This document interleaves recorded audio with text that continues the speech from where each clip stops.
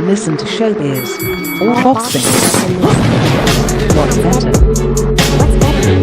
All boxing. What's better? Listen to ShowBizz. What's better? No kicks. No kicks. What's better? What's better? Listen to ShowBizz. Or boxing. So yeah, the biggest thing is really you gotta want to bring the attention to boxing. If you don't mind, I'm gonna put this right down here because we want to bring the attention to boxing for the casual fan. Okay. You know what I'm saying? Because Yeah. I mean, the pugilists, they're going to be interested anyway. Yeah, They yeah, know yeah. who you are. Yeah, yeah, You know yeah. what I'm saying? But we need more people know who he is. Yeah. You know, and the best way to do that is the gaming community. Yeah. You know, there hasn't been a boxing game in a In a minute. long time. If you love the way Frank Yeah. boxing the game, you may want to check him out when he Yeah, boxes on yeah. TV. You know what I'm Yeah. saying? So just bring that Yeah. stuff up. Sounds good. Man, another thing, man, I was looking at your fights. I was always a fan. Yeah. I was always a fan. I was a Thank you, fan. man. I appreciate it. Yeah, bro. I was number one. I've been a fan because of your story is Yeah. more relatable than a lot of people Yeah.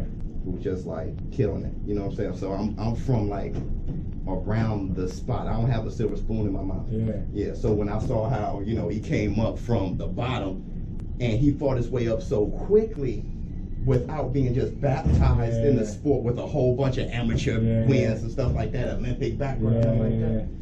Right, dude, that's my dude. So Yeah.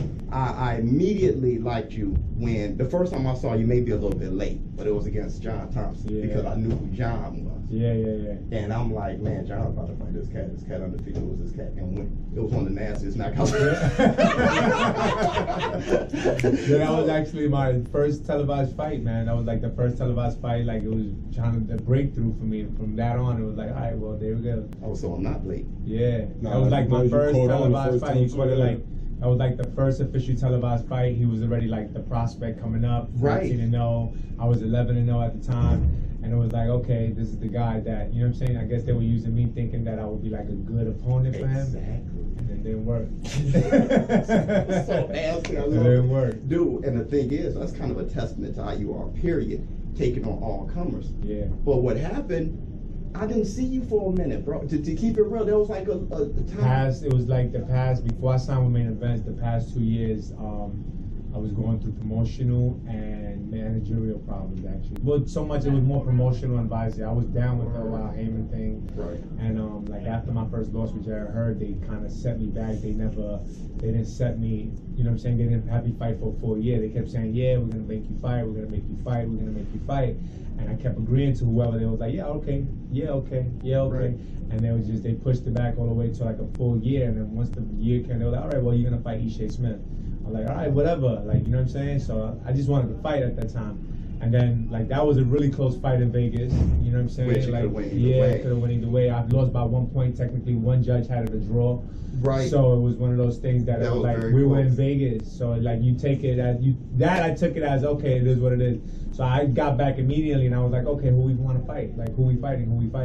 And then they had through the name, Julian Williams, and I was like, perfect, let me get that. I would love to see that. And then they were like, then after that, what happened was they just basically, they were like, nah, we don't want to put him in right now. We want to wait. So I was like, okay, what about me? Like, you know what I'm saying? Like, what that got to do with me as a fighter? He's his own. You don't want to put him in, but I'm ready to fight. Right. And they just didn't. They kept doing it. So then right there, he was like, well, we don't have none for you. And I was like, yo, so you know what? You could just give me my release, man. I was like, Real talk. you know what I'm saying? I was like, Real so talk. you guys I'm not are- just gonna sit. yeah, like I can't sit there. Like I have a job. You know, I gotta work. You know, Right. I can't sit here depending on you guys, waiting on you guys, hoping that you guys are gonna give me something, and nothing comes through. So I was like, this is the real world, man. You know what I'm saying? Like, Right. and it just became that. And I was like, all right, well, I need out. I need my release, man. I want to rewind, man. I want to go back to that Jared Hurd fight. I saw that Jared Hurd fight, right? And the way you were, number one, to be honest, you seemed kind of dry. Like, you seemed dry that fight. I was. I don't know if you were. From eyeball test, I don't know if you trained too hard. That's I don't know if exactly you what it was. burnt yourself. Okay. I overworked. I remember my last week of sparring, I did almost like 10, 11 rounds of sparring. That Saturday before leaving. And then when I was out in Vegas, there was so many people like involved trying to tell me what to eat, what not to eat, and I didn't hydrate properly. I didn't have my That's meals. what he looked You know drunk. what I'm saying? Yeah. I didn't have my meals. I didn't like the way I replenished normally, and it was all messed up. And I just like I felt it in the ring after the first round. So I was like, you know what? I'm gonna just give it everything I got because like whatever happens at this point. I'm a fighter. I'm in the ring already. It's too late. But let me jump in on this though. Jared Hurd, what I see from him is he's a fighter that he breaks you down by pressuring you. Yeah. When you fought him, He didn't- he was fighting like Yeah, Floyd he was Mayweather. He was on his back foot. Yeah. I said, look, this guy he gave the blueprint. Yeah. I haven't seen anybody Yeah. do that. Because nobody's ever Chance really again. pushed them. Yeah. Nobody's Right. ever really again. pushed them. You know what Yeah. I'm saying? So it was one of those things. Like, and that's what I noticed too. Like he just kind of like tries to break everyone down, but he didn't do that with me. No. You know what I'm saying? No. Like he was you trying know. to, and he was happy because I think he hit you with like a left hook to the body. Or was it an uppercut? It was an uppercut that I took. I dropped immediately. Like I took a knee and I bounced right back up, and I was like, all right, well, and I was like, you know, a little off. Right. Mentally, it was like it didn't hurt me. It was just one of those surprise shots, and I was like, you know, Yeah. like damn. Yeah. Yeah. And right there, my mental state was like, I'm in this. I just got to give it all I got. Anything I have left, I'm gonna just bring it in there. And I didn't have nothing. I'll be honest with you. Like after towards the fifth, sixth round. Yeah, you were before the fight even started. Yeah. But here's my thing though. What just sticks out to me, forget the win or the loss. What sticks out to me was the way you approached him in the ring and how no one else been able to do that. Yeah. Listen to ShowBizz. All boxing. What's better?